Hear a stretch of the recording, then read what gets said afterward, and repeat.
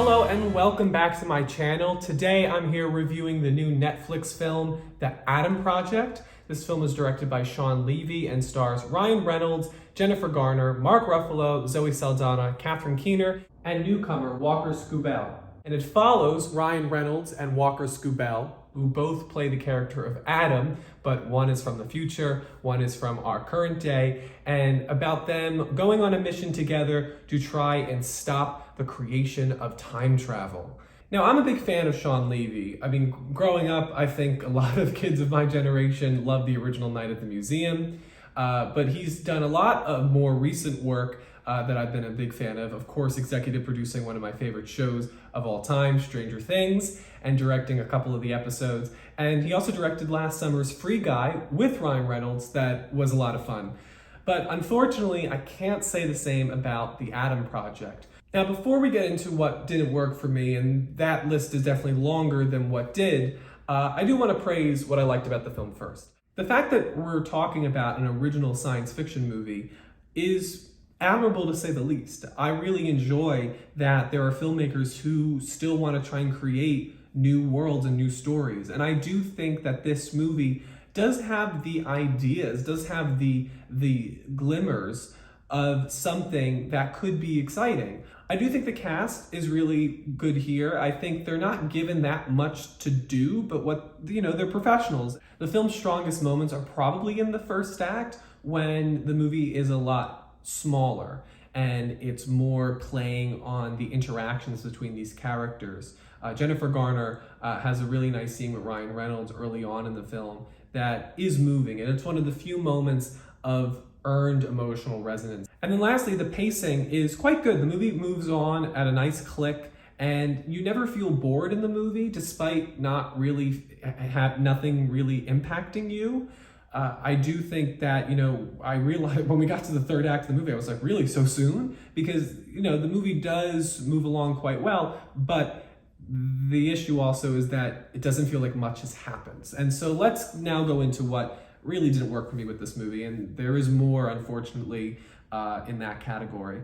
I was left pretty much unaffected by this movie, and I think that's because it's a film where you can see the strings being pulled. Just like a magic trick, when you see how it's done, and it's so obvious how it's being done, you're not going to be amazed in the same way.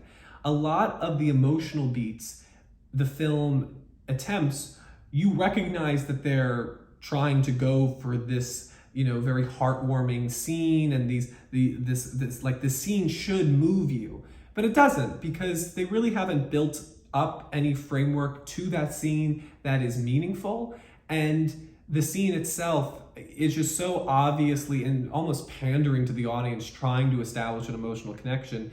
There's a lot of tonal dissonance in the film where we'll go from a scene that is very dramatic and personal to the characters and then immediately jump into a Deadpool-style comedy routine. And sure, the Deadpool routine is funny a lot of times, but it just feels incongruous. Now, I said that one of the best parts of the film is when the movie is small and intimate at the beginning, but as the movie gets going and it's supposed to get bigger, the scale doesn't go with it. The third act feels very minuscule. It doesn't feel like we've built up to this big, dramatic endpoint. Instead, it just feels like we stayed at the same level that we were at the beginning. In fact, we might have depreciated. I think the action sequences that are earlier in the movie are better than the final action sequence at the end. And I don't know if that's a COVID thing, if the precaution of COVID and the safety regulations on set affected how they executed some of the scenes in this movie. A lot of the ideas too feel small. It's not just how they are seen on screen and how they're visually represented. It just feels like they're swinging haymakers at every point, trying to hope that something holds on or something connects. It's as if the movie doesn't really know what part of it is going to stick. It doesn't know what should be the focus of the story, and that's very disappointing when you get to the end, because you realize that the main, most interesting relationship here, the element that I think is going to get a lot of people to check this film out, which is, if you could meet your past self or your future self. That was the most interesting part of the movie. It's what really had a lot of energy and vibrancy at the beginning of it. And As the movie goes on, it kind of gets pushed to the side.